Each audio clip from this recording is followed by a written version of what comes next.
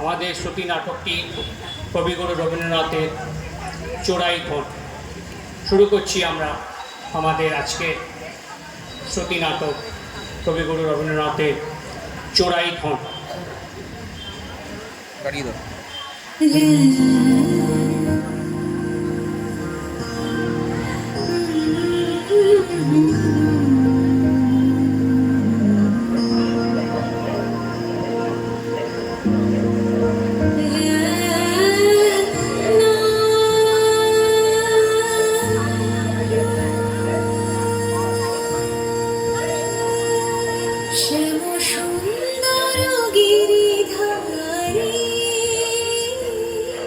শ্যাম সুন্দর গিরিধারী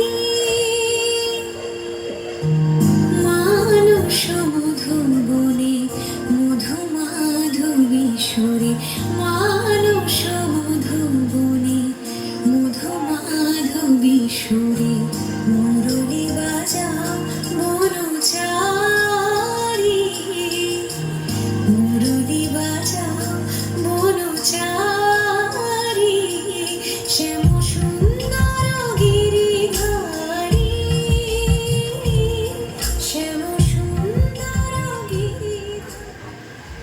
ঢের হয়েছে, এবার তোমার প্রতিপত্র বন্ধ করো দেখিনি।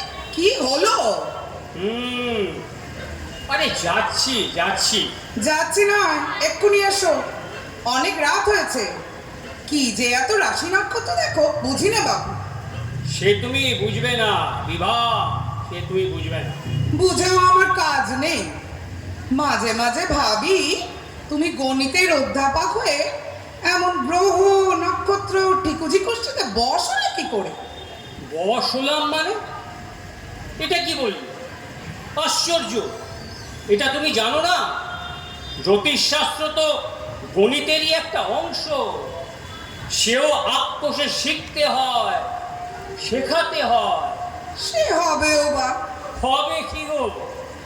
হয়ে বসে আছে, এ তো তোমাকে মানতেই হবে। তা যাই বলো বাপু, আমি মানি শুধু আমার ইষ্ট দেবতা। হাসির কথা কি হলো?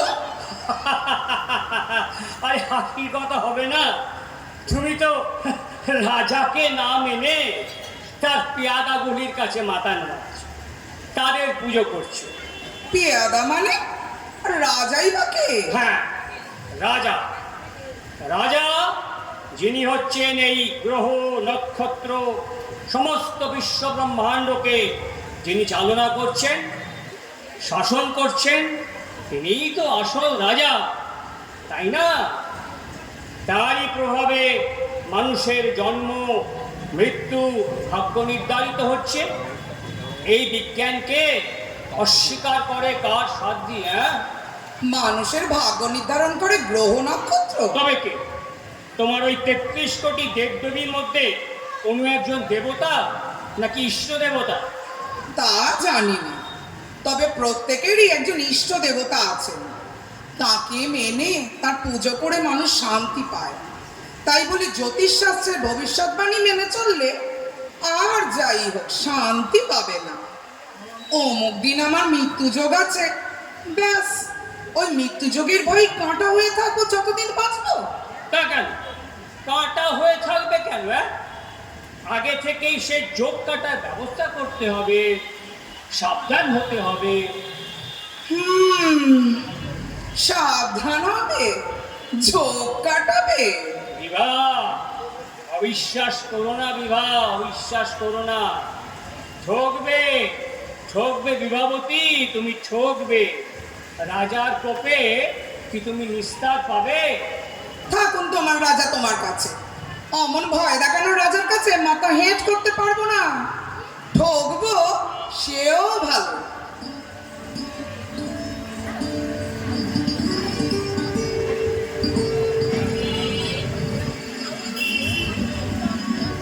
হায় রে দুরাশা, এ রহস্য, এ আনন্দ তোর তরে নয়। যাহা পাস তাই ভালো। হাসিটুকু, কথাটুকু, নয়নের দৃষ্টিটুকু, প্রেমের আভাস, সমগ্র মানব তুই পেতে চাস। এ কি দুঃসাহস, কি আছে বাপু? মিছে তর্ক থাক, তবে থাক। কেন কাঁদি বুঝিতে পারো না? তর্কেতে বুঝিবে তা কি? এই মুছিলাম মাখি, এ শুধু চোখের জল, এ নহে ভর্ৎসনা। আমি কি চেয়েছি পায়ে ধরে? ওই তবু আঁখি খুলে যাওয়া, ওই কথা, ওই হাসি, ওই কাছে আসা আসি, অলোক দুলায় দিয়ে হেসে চলে যাওয়া। সত্যি এতদিন হয়ে গেল, বাবাকে কেন বলতে পারছো না গো? কে বলি তোমার হাহুতাস? আসলে বাবাকে বলার মতো সাহস তোমার নেই। ওরে বাবা, এ তো সাহস নয়, দুঃসাহস। অধ্যাপকের কাছে ছাত্রের ধৃষ্টতা। কি বলবো, আমি তার একমাত্র কন্যার পারিপার্থী। বেশ, তবে বলো না।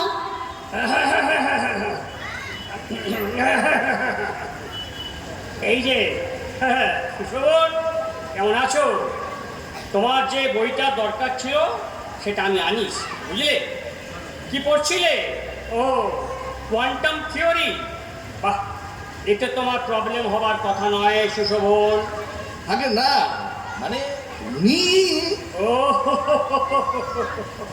সুমিত্রাকে পড়াচ্ছিলে বুঝি? তা বেশ, তা বেশ। আর তা শুনি মা, হ্যাঁ বাবা। তা ভালো করে বুঝে না, সুশোভন খুব ভালো ছাত্র, বুঝলে? আর আমার প্রিয় বটে। সুশোভন, আমি একটু ওদিকে যাই, বুঝলে? আমার আবার একটি ছাত্র এসেছে, ওই গ্রুপ থিওরি সব প্রবলেম সলভ করতে পারছে না। আমি যাই, বুঝলে? হ্যাঁ, যা বলছিলাম। কি কোয়ান্টাম থিওরি? আর বুঝিয়ে কাজ নেই। বাবাকে দেখলেই তুমি এমন জড়সড় হয়ে যাও, কিছুতেই সহজ হতে পারো না। কথাটা বুঝতে হবে, উনি আমার মাস্টার মশাই। তবে আর কি, মাস্টার মশাইকে আর শ্বশুর মশাই হয়ে কাজ নেই। আমি চললুম। এই সুনেত্রা, এই সুনেত্রা, যেও না, শোনো। কি বলবে বলো? আচ্ছা, একটা কাজ করলে হয় না? কি? তোমার মাকে বললে হয় না? তিনি তো আমার খুব স্নেহ করেন, আর মায়ের কাছে আমি অনেক সহজে হতে পারি। তাকেই বরং বলি, বুঝছো? বেশ, তো বলেই দেখো।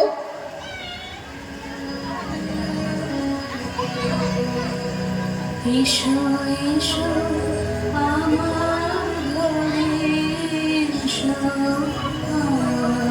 আমার ঘরে, বাহির হয়ে এসো, বাহির হয়ে এসো, তুমি যে আছো অন্তরে, এসো আমার ঘরে। মা, মা। কে? সুশোভন, ভেতরে এসো, ভেতরে এসো বাবা। থাক থাক, আবার প্রণাম কেন? থাক থাক, দীর্ঘজীবী হও বাবা, বসো। শুনেছি খুব ভালো রেজাল্ট করেছো, এবার কি করবে ঠিক করেছো? অধ্যাপনা?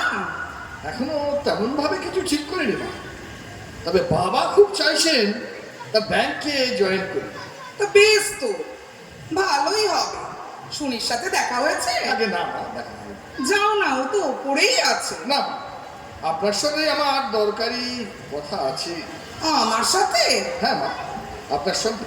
তা বলো, কি বলবে বলো। দেখুন, আমার তো মা নেই, আর আপনাকে আমি মা বলে ডাকি। আর আপনার ছেলেও, আচ্ছা আপনার ছেলেও তো নেই, আমি কি আপনার ছেলের জায়গাটা নিতে পারি না মা? আপনার সম্মতি পেলে আমি সুনেত্রাকে বিয়ে করতে চাই, আর আপনার অনুমতি পেলে তারপর মায়ের স্যারের সঙ্গে কথা বলবো। স্যারের কথা পরে হবে। তোমাদের ঠিকুজি না মিললে তোমাদের স্যার কিছুতেই তোমাদের বিয়েতে রাজি হবেন না। কিন্তু যদি না মেলে? আরে সেই জন্যই তো বলছি, এক্ষুনি স্যারকে কিছু বলার দরকার নেই। তবে তোমাকে একটা কাজ করে দিতে হবে কিন্তু। হুকুম করুন মা, আমায় কি করতে হবে? পরশু দুপুরে এসো, কেউ বাড়ি থাকবে না। এখন যাও তো, শুনি তোমার জন্য অপেক্ষা করছে। তোমাদের বিয়ে হবেই হবে।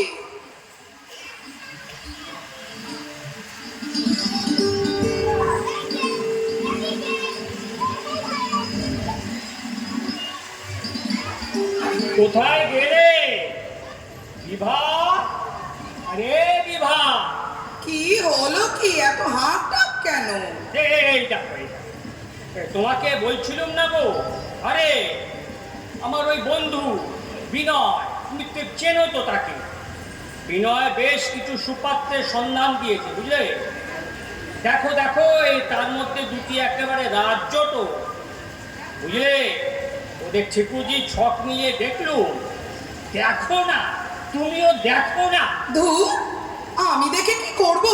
ও তুমিই দেখো। জানোই তো ছক মেলানোতে আমার একদম বিশ্বাস নেই। আচ্ছা বেশ, মেয়েকে ডাকো দেখি একবার। ছেলে দুটোর ছবিগুলো ওকে একবার দেখাই। তোমার মেয়েকে কি একবারও জিজ্ঞেস করেছো সে এখন বিয়ে করতে চায় কি না? তার কিন্তু পড়া অনেক বাকি। আরে বাবা, সে তো আমার মেয়ে, আমি যা বলবো সে তাই করবে। মেয়েকে এত লেখাপড়া শেখালে আর তার মতামতের কোনো প্রয়োজন মনে করবে না? বেশ, এক্ষুনি জিজ্ঞেস করছি। শুনি শুনি শুনি মা। যাই বাবা, আমাকে ডাকছিলে? হ্যাঁ, হ্যাঁ, এই যে মা, এই যে, এসো এসো এসো। এই তোমার মা কি বলছেন দেখো তো। আহ, আমি আবার কি বললাম? বারে, এই তো তুমি বললে শুনির মতামতটা নিতে। তা তুমি জিজ্ঞেস করো না, তোমার পছন্দ করা সুপাত্রের কোনটিকে ওর পছন্দ। শুনি মা, দেখো তো এ দুজনের মধ্যে কাকে তোমার বেশি পছন্দ হয়। না বাবা, আমি বিয়ে করব না। তা কি হয় মা? কেন হয় না বাবা? বিদ্যার সাধনাতেই আমার বেশ চলে যাবে, আমি চিরকুমারী থাকবো। হ্যাঁ, তা ঠিক। লীলাবতীও তাই ছিলেন। দেখতে হবে তো, বুঝলে? কার মেয়ে দেখতে হবে তো। ওরা কপাল আমার। চোখ বন্ধ করেই বসে থাকো বিদ্যেধরী মেয়ের গর্বিত বাপ। এদিকে মেয়ের যে সুশোভনকে মনে ধরেছে তার খবর কে রাখে? বিবাদ, তুমি কিছু বললে আমার? না না, আমার কাজ আছে, আমি চললুম।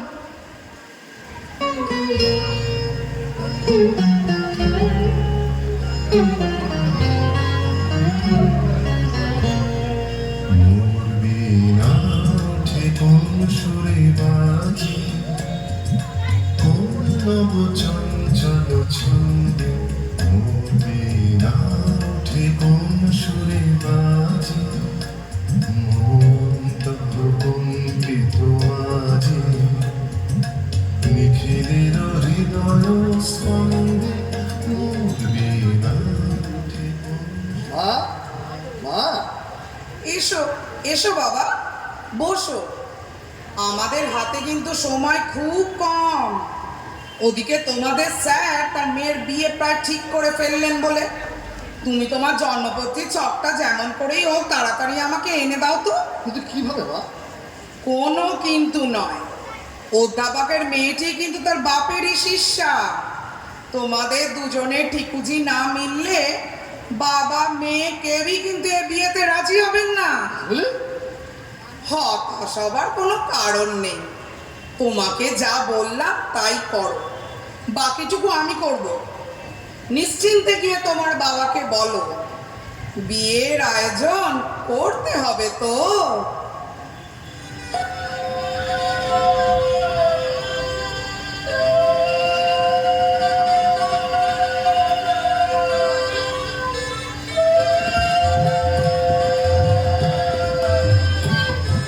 বাহ, আজ কি চমৎকার দেখাচ্ছে তোমাকে শুনি। বিয়ের এত বছর পরেও তুমি কিন্তু একই রকম আছো। কি ব্যাপার? এত খোসামত? সত্যি শুনি, এই শান্তিপুরি কালো লাল মেশানো পাড়ের সাদা শাড়িতে তোমাকে যে কি সুন্দর দেখায় না, বলে বোঝানো যাবে না। ও মা, হাসছো যে? তোমাকে আজকাল কেমন অন্যরকম লাগে। আচ্ছা শুনি, আচ্ছা এত বছর পরেও কি আমাকে জানা তোমার অপূর্ণ থেকে গেছে? আরে বাবা, আমি কি তাই বললাম? নাও নাও, চাটা জুড়িয়ে জল হয়ে গেল, খাও তো দেখি। হ্যাঁ, ভালো কথা, তোমার সঙ্গে আমার একটা খুব জরুরি কথা ছিল। এখনই? তুমি জানো আমি কি নিয়ে বলবো? হ্যাঁ জানি, আমাদের মেয়ে রুনাকে নিয়ে তো। ও, আমি লক্ষ্য করেছি যখনই আমি রুনার কথা বলতে চাই তুমি এড়িয়ে যাও। দেখতে দেখতে মেয়ের বিয়ের বয়স পার হয়ে যাচ্ছে, সে খেয়াল আছে? এরপর তো খেয়াল থাকবে না কেন? শুনি, পরে কথা হবে। হ্যাঁ, একটা কাজ আছে, বুঝলে, বেরোতে হবে এক্ষুনি, খুব দেরি হয়ে গেল। ব্যাস, আর কোনো কথা শুনবে না। শৈলেনের সঙ্গে রুনার এতটা মেলামেশা কিন্তু ভালো নয়, এই আমি বলে রাখলুম। তুমি ভুলে গেলে আমরা একদিন ওদের মতোই ছিলাম। হ্যাঁ, কিন্তু কোনো কিন্তু না, ফিরে এসে কথা হবে, বুঝেছ?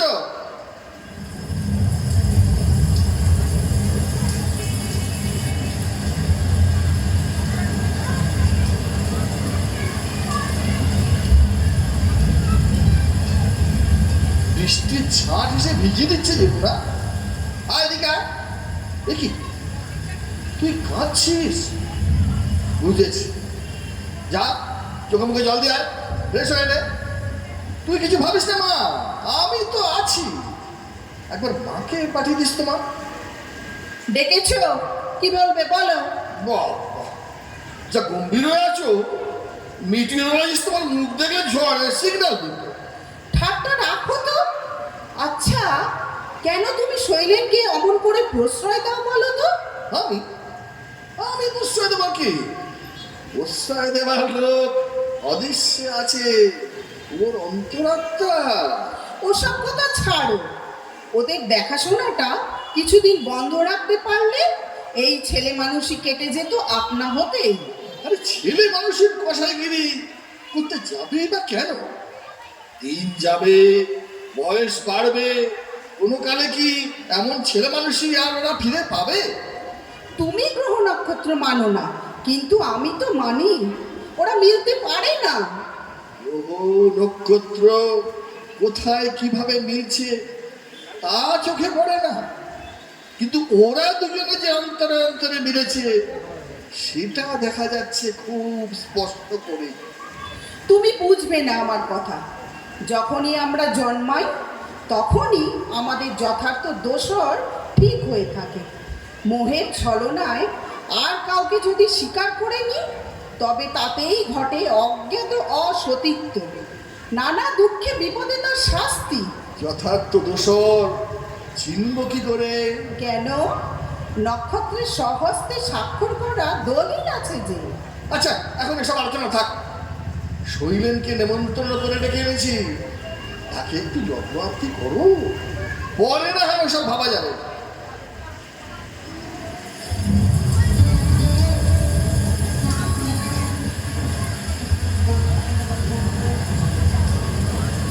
আজি ঝড়ের রাতে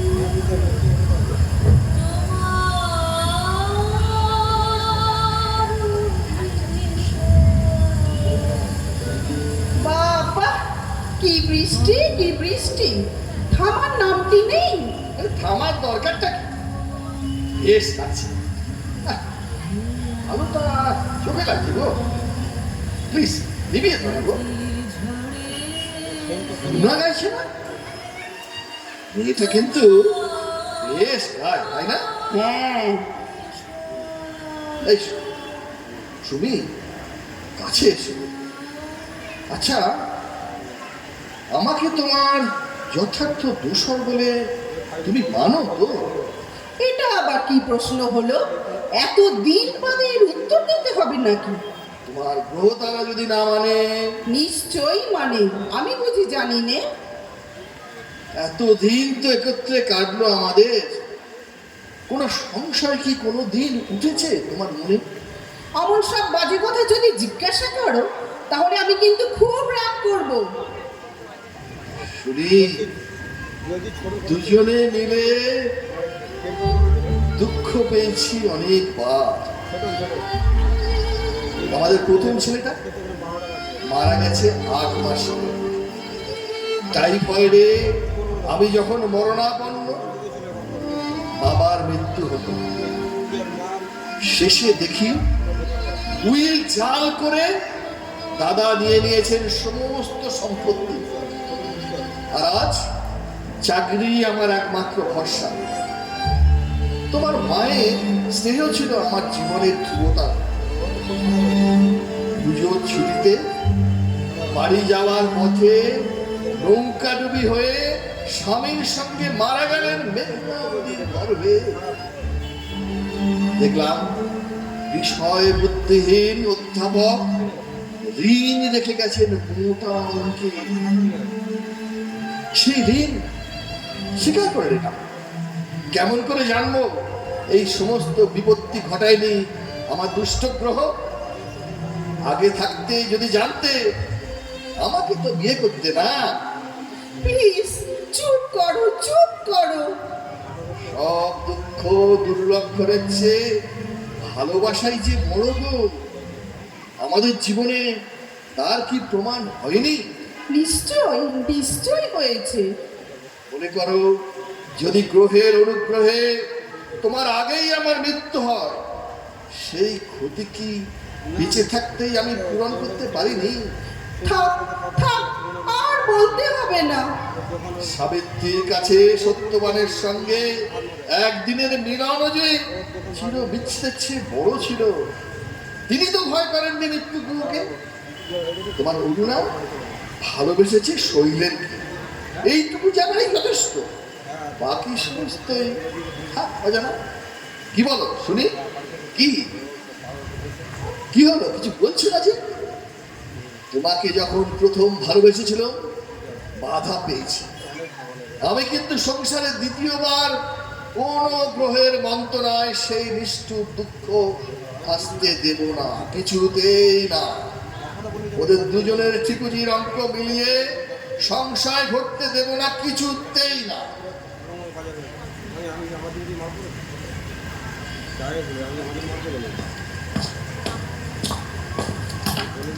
এই দেখো দেখো, শৈলেন বোধহয় চলে যাচ্ছে এই ঝড় বৃষ্টিতে। কি বাবা শৈলেন, এক্ষুনি তুমি যাচ্ছ নাকি? না না, আজ রাতটা তুমি ওইখানেই থেকে যাও। যাও, উপরে যাও। কি কি হলো? তুমি মিটিমিটি হাসছো যে? আচ্ছা, তুমি কি গো, ছেলেটাকে তুমিও তো বারণ করতে পারতে। শুনি আমি কি কেবলই প্রশ্রয় দিই? আর এটা কি প্রশ্রয় নয়? তাহলে কি এই ঝড় জলের রাতে ওকে চলে যেতে বলবো? না সুনেত্রা, প্রশ্রয় আমি তোমার মায়ের কাছ থেকেই পেয়েছি। তোমার অধ্যাপক বাবার কাছে স্নেহ পেলেও ঠিকুজির অঙ্কজাল ভেদ করে তিনি আমাকে একদমই প্রশ্রয় দেননি। তা ঠিক, আমিও তো এই আশঙ্কাতেই ছিল। তোমার ঠিকুজি না মিললে পণ করেছিলাম আমি বিয়েই করব না। কিন্তু বাবা যখন অঙ্ক মিলিয়ে বললেন রাজ্যটা, তখন রাজ্যটা কেন, তোমার সন্দেহ আছে নাকি? না নেই, কিন্তু আমার ঠিকুজির সঙ্গে তোমার ঠিকুজি কোনো দিনই মিলতো না, যদি না তোমার মা, যদি না, হ্যাঁ যদি না তোমার মা সেদিন আমাদের দুজনের মধ্যে এসে না দাঁড়াতে আর অন্য ছক কষতে। এসব কি বলছো তুমি? আমি তো কিছুই বুঝতে পারছি না। শোনো শুনি, যা আমি এত বছর ধরে নিজের মধ্যে সংগোপন রেখেছি আজ তোমায় বলবো, সব বলবো। সেদিন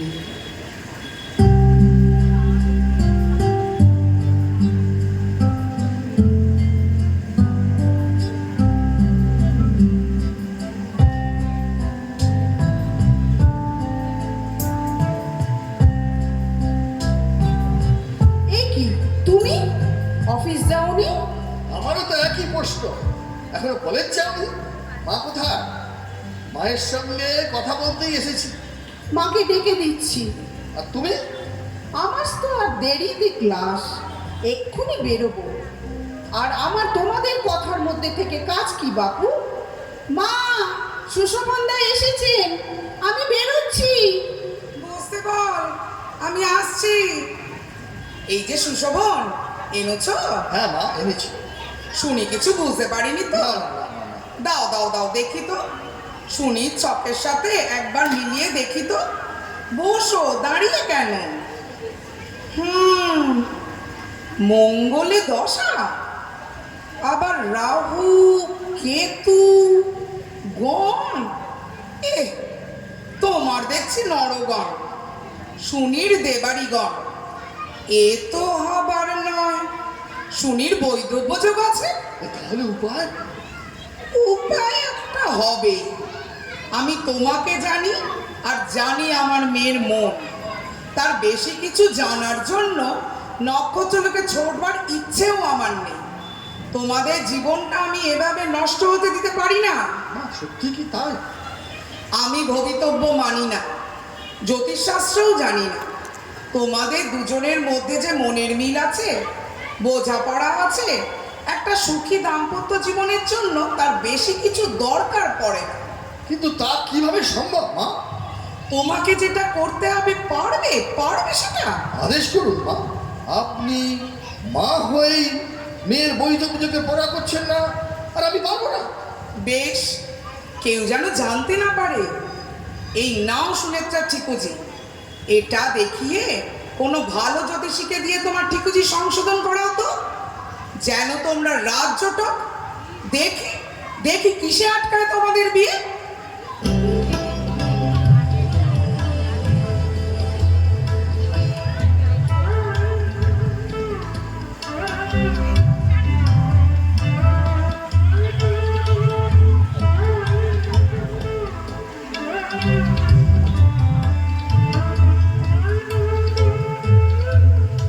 এ কি শুনছি আমি?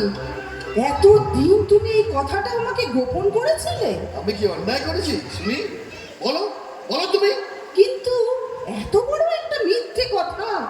মিথ্যে? মিথ্যে বলছো কাকে? তোমার জ্যোতিষশাস্ত্র, ভবিতব্য, সব সব কিছুকে মিথ্যে করে দিয়ে আমরা এতকাল সুখে সংসার করিনি। কিন্তু কিন্তু কি? আজ থেকে তুমি বৈধব্য যোগের ভয়ে কাঁটা হয়ে থাকবে, তাই তো?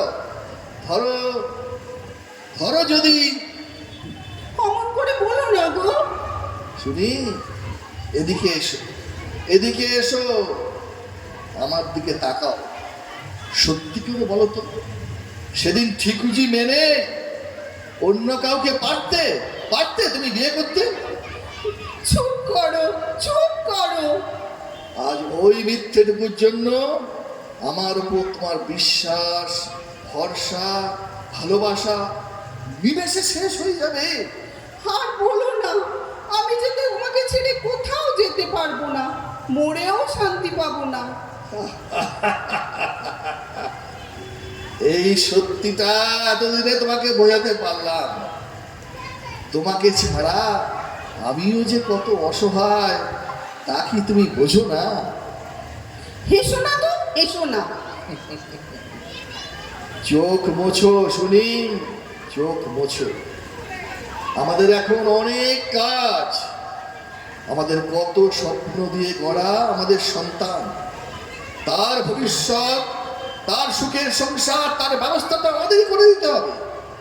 আর সন্তানের সুখে বাবা মাই তো সুখী, এর থেকে বড় সত্যি আর নেই, বুঝলে?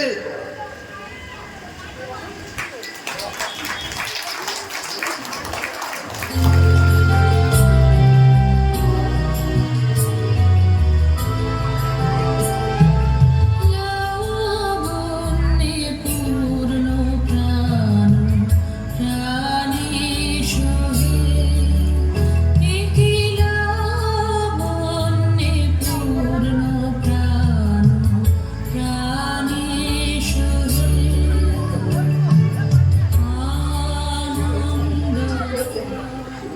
নমস্কার।